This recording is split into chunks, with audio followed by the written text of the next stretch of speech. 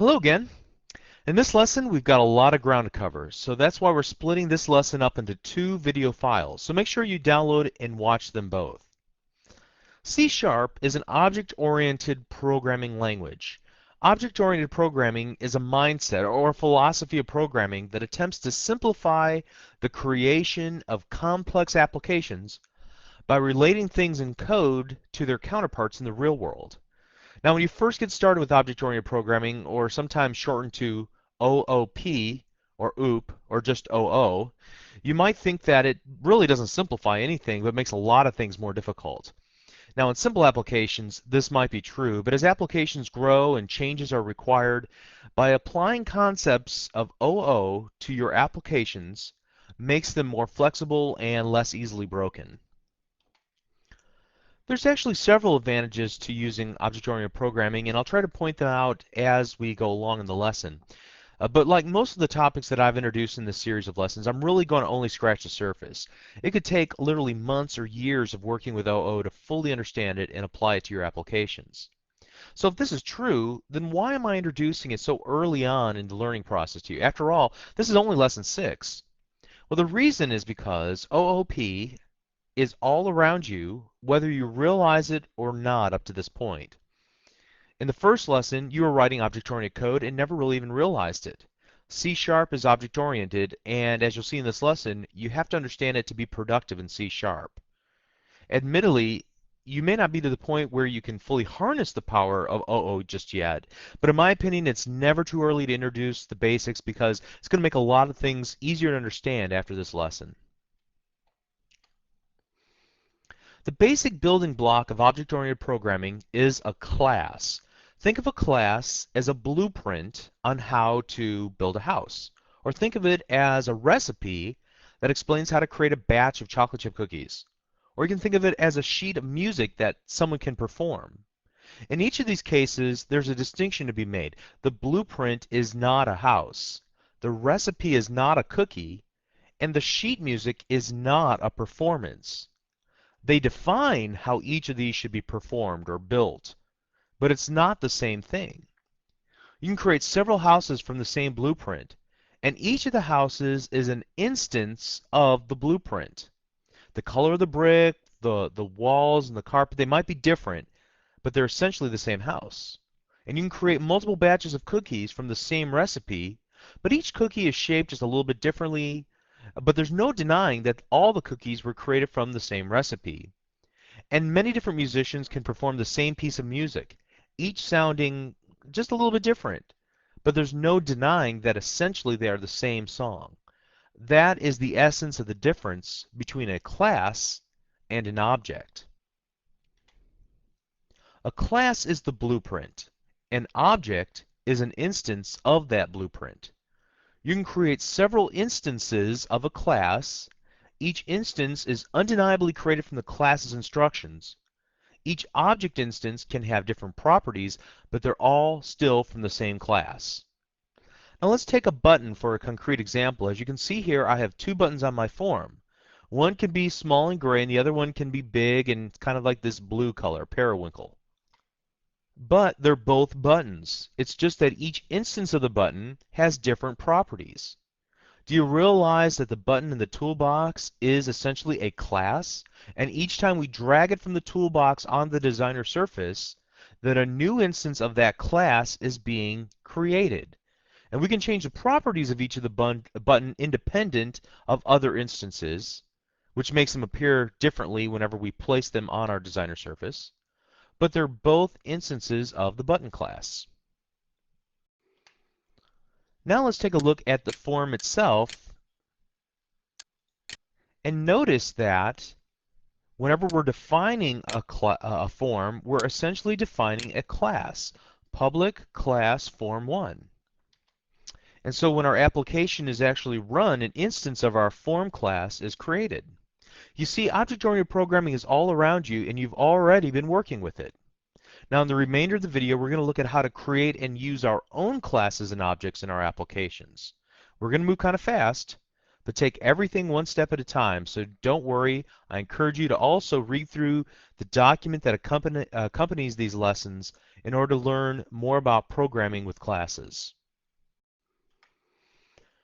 Okay, so let's get started by adding a new item to our project, and I'm going to make sure class is selected from the templates, and I'm going to rename the class from class1 to car.cs.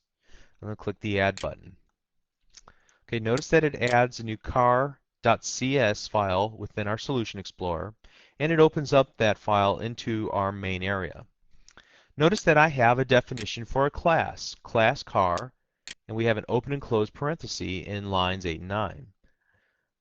Now, it's a pretty boring example because there's nothing defined within my class, but we've defined a class nonetheless. Now let's do this. Now that we've created a class, a blueprint if you will, let's create an instance of this car class. So let's go over here to our designer, and whenever somebody clicks on our colorful OK button, we will create an instance of that new class. So it's a type just like any other data type at this point. So car, my car equals new car. Okay.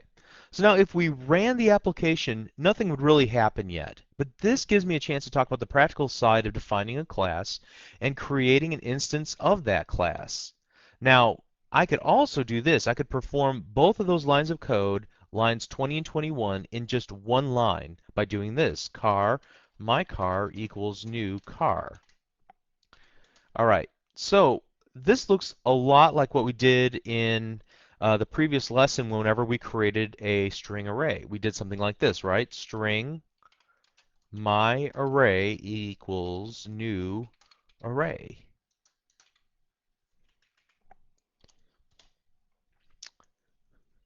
And at that time, we said, let's just table the discussion of what the new keyword is. But what I want to do now is talk about the new keyword, because it actually does some nifty things behind the scenes in your computer's memory.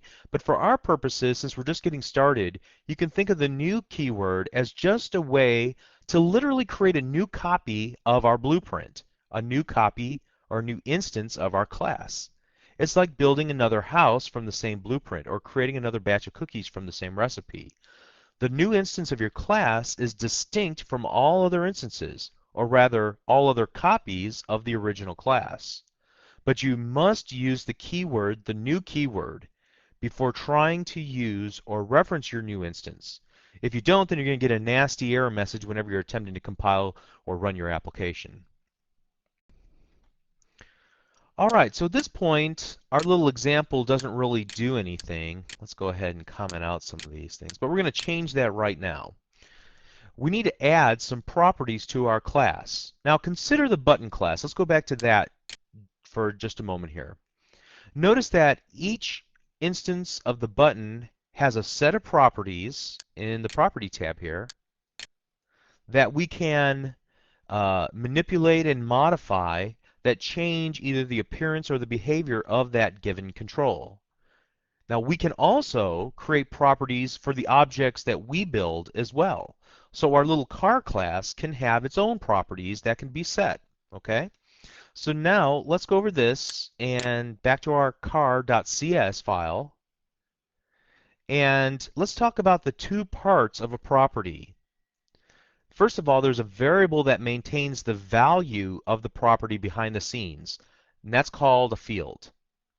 And then there are the methods that allow for the accessing of that property. So there are two distinct parts, and it's important distinction to make as we're going to talk about in just a moment whenever we talk about encapsulation. So let me give you an example of what it looks like to build a field.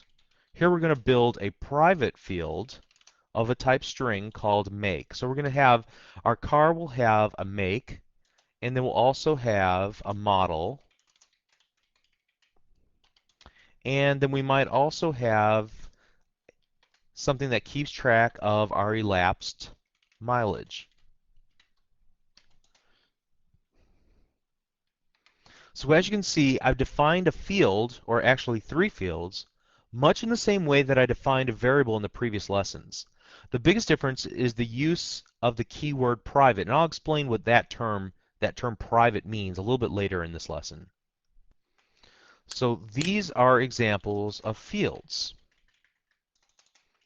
Now let's take a look at another part of our property, and that's actually called property or properties. And so let's do this. Public string make.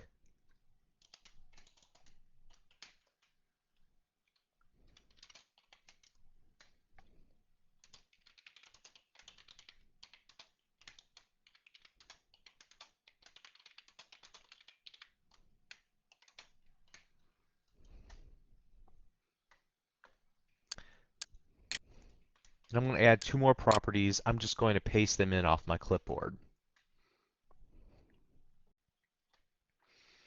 Again, for now, let's just ignore the use of the keywords private and public. I'll talk about them at length a little bit further on this lesson. Just accept the fact that you have to use the keyword private whenever you're defining a field and the keyword public whenever you're defining a property. Now, as we said earlier, properties have two parts, fields and then also properties. A field holds onto a value behind the scenes, and the property is the public accessor and mutator for that behind the scenes value. And this is the concept of encapsulation. I'll get back to that in just a moment. But notice as we have defined the second part, the property part of the properties, that each of those have two distinct pieces. You have a get statement that allows us to return the field back when it's requested. And then you write code in the set statement to assign the underlying field value to whatever it's being assigned to. Now notice the keyword that I use here, value. It's highlighted in blue by the CSharp code editor. This is a generic parameter name that's created automatically for you by CSharp. And I'll talk about parameters in just a moment. But let's come back to this at this point and just accept this at face value. Now what I want to do within my code is use these properties back in my form1.cs. So now that I have a new instance of car, let me just delete that.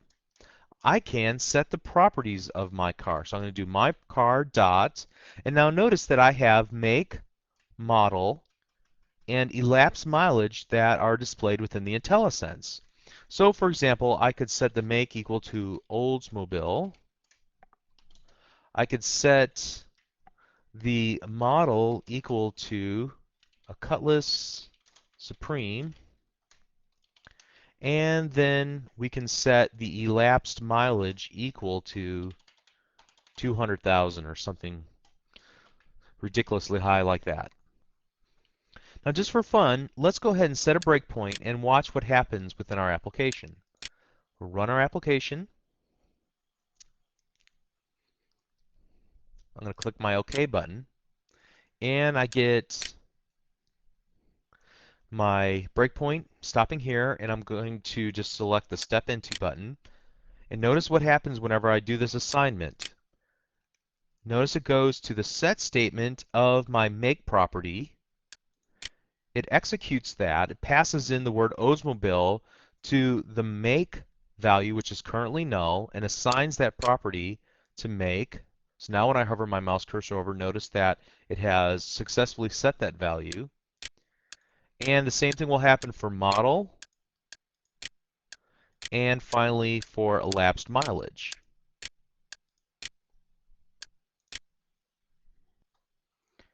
The same thing is true whenever we use the get statement. So let's do something very simple. Let's just do messagebox.show my car.make.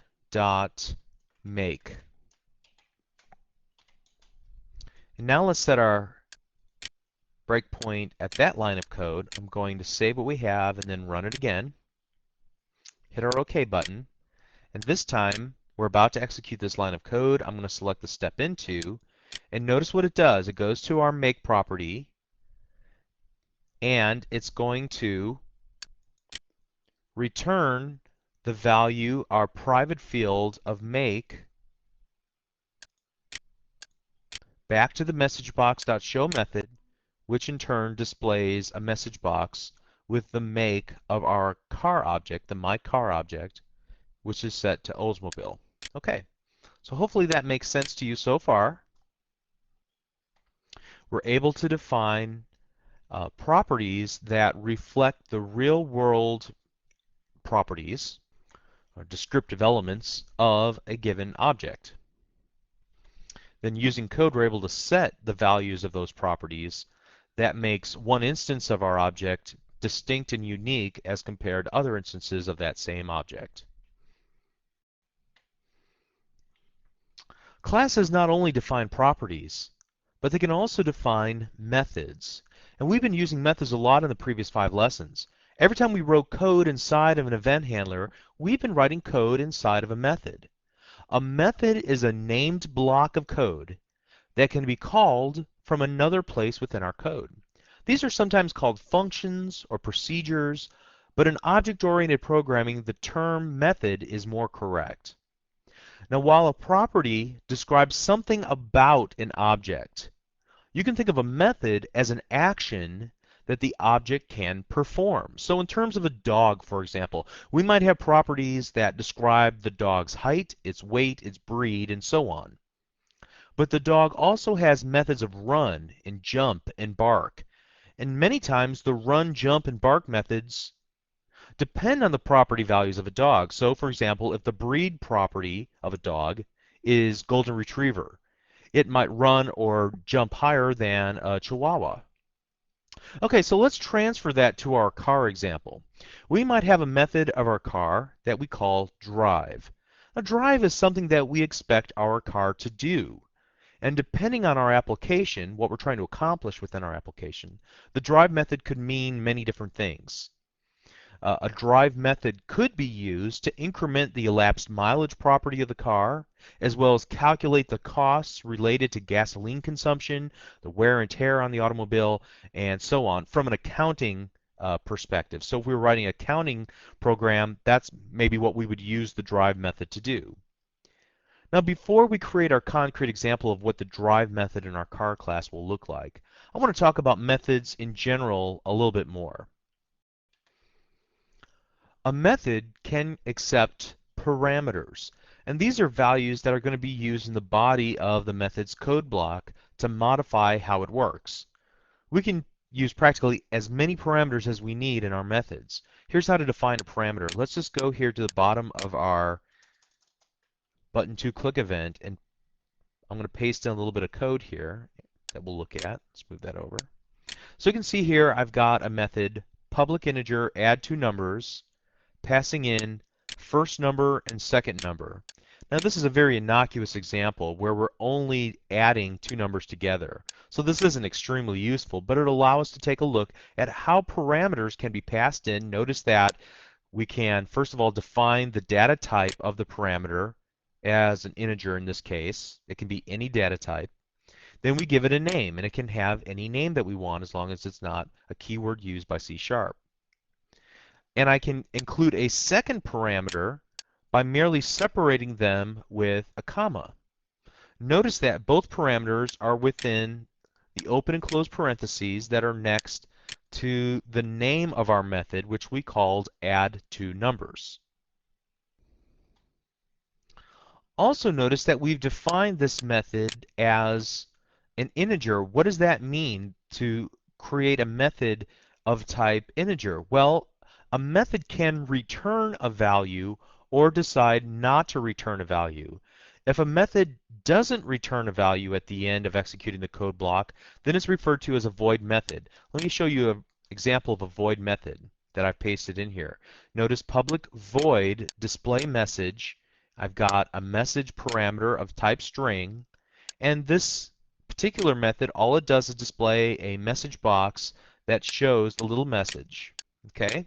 Not very useful, but you get the idea of what void means. Nothing is returned back at the end of this. It performs its duty, and then nothing is expected to be returned from this. However, in this case, in the previous method we created, notice that we are returning the sum of first number plus second number. So when we call this add two numbers from our application, let's just do this. int result equals add two numbers, and we'll type in a 3 and a 5. And then we can do something like this, messagebox.show result to string. Here, we'll comment this out. Now let's run our application. Whoops, got a little problem there. Let's run our application, and we see the value of 8. So this is how we were able to call our method, passing in values, retrieving the values, the result, and displaying them in a message box. What we could do now is, instead of using the messagebox.show, call our display message, passing in result to string. Now, what we'll get is exactly the same, because all display message does is display a message box. However, notice the two distinct ways that I used my methods. Here's a method that returns a value, which we then capture and then use later on within our application. Our void method doesn't return any value. It performs its duty, and that's all there is to it. Okay, so that's the difference between returning a value from a method and a void method. Now, alternately, what I can do, let me just comment this out and this out, is called display message. And instead of having to create the result variable, I could just do this, add two numbers, 3 and 5. This will return an integer, so I'm going to need to do a toString on the end of this. It's a little bit more complicated example, but notice how I'm able to do that in one step. I get a return value from this, converting it to a string, and then calling my void method to actually display it on screen. Okay, so those are some different ways to think about methods, how to call them, and how to use them within our classes, using parameters and also return values, or not using return values by designating a void method within our class. Okay, so now let's go back to our car class, and what I want to do is go down here below my last property. I'm going to paste in some code. Here I've created my drive method. Notice that public string, so it's going to return type string called drive. I'm going to pass in an integer of the number of miles that should be driven. What I'll do in this code is fairly simple. Here I just increase the elapsed mileage to add in the new miles that have been driven. And as you can see here from my comment, I could perform some additional calculations. And then finally, what I want to do is build the result, where I'm going to take the make and the model and the new elapsed mileage number and put them into a friendly string and return that from my method. Okay, so a method can do more than one thing. Now, it's generally best practice to keep your methods very small. So we may want to perform this in two separate steps, but just for the sake of argument, we're going to build a very simple functionality in our drive method. So now let's go back to our form 1, and let's go back up here where we had our other mycar stuff, mycar.drive, and we'll pass in like 30 more miles. Okay. Now, what we'll do with this, let's do this. String new, let's call this result. And we'll set result equal to mycar.drive. Then we'll do this messagebox.show, and then whatever result is. Okay.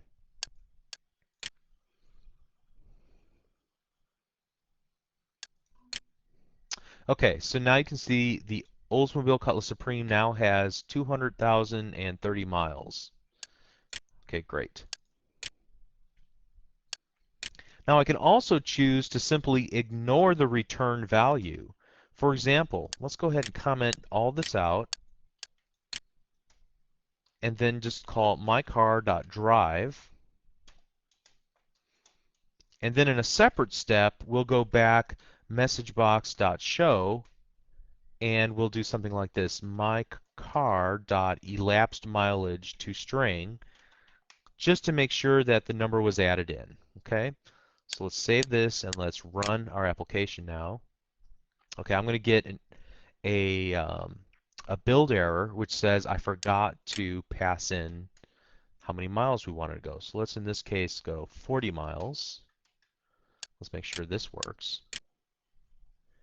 Now notice I'm ignoring the return string, but ultimately our method still performed. It added the 40 miles into our original elapsed mileage count, and we were able to retrieve that value back out through its property. Okay, so while we're talking about methods, I want to talk about variable scope for a moment. Every variable we define has a scope.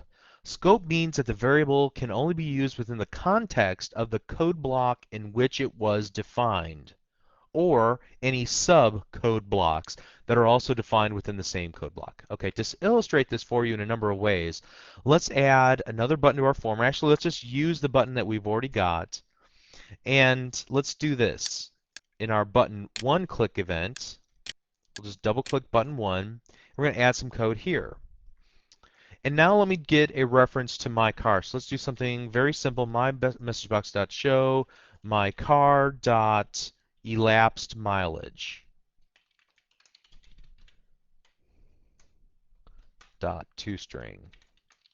Okay, can you notice first of all that I'm not getting IntelliSense help? That should be my first clue that I do not have a reference to my car anymore. That's because the my car variable is not any longer in scope. Why? Because it was defined in this code block in the button two click event, and it is not global enough to be seen by my button one click event. Now let me do this. Just take a slightly different step here. And I'm going to move this. In fact, let's do this. Let's move this outside of my button to click event. I'm just going to highlight it, drag it, and drop it. And now I'm essentially making it into a field of my class, of my Form 1 class. Okay? So now when I do that, let's go back down to the button one click event. Let's delete all this stuff out and start over. My car, notice that it shows up in IntelliSense. I get to the elapsed mileage and the toString method and so forth. So by simply moving the definition for the car outside of the scope of one code block to a more global code block at the form level, then everything within the form can access and reference my car. If I were to put this back into the button two click event, I have basically reduced its visibility down so that only the button two click event code block can see it. And if I were to try to run my application now, I would get a build error. And we can see here that it says the name my car doesn't exist in the current context. Why? Again, because we have removed it from the context, the larger context of our Form 1 and moved it into the button 2 click. Okay, let me give you another example of this just to kind of prove the point. We're going to go down to the very end of this. And let's take a look at this selection statement. If my car dot make equals Oldsmobile, then inside of our if code block, we're going to create string my model, and we're going to do something very simple here. My model equals my car dot model. Then outside of the little if code block, we'll try to reference my model, the little variable we created. And what do you suppose will happen here? Do you think this will work? Let's try to run our application and notice that we get an exception. The name My Model does not exist in the current context. And you can see here we have a little blue squiggly line. So this will not work.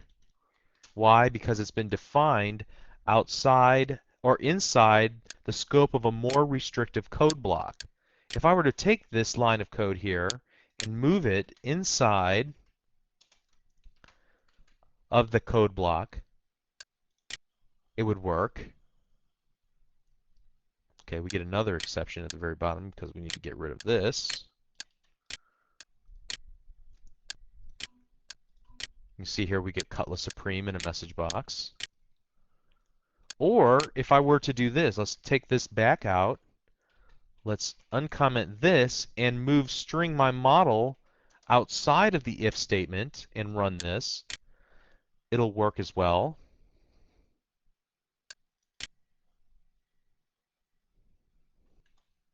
We'll have to initialize the value here in order to make this work. And you see that works as well. Okay? So just keep in mind the concept of variable scope.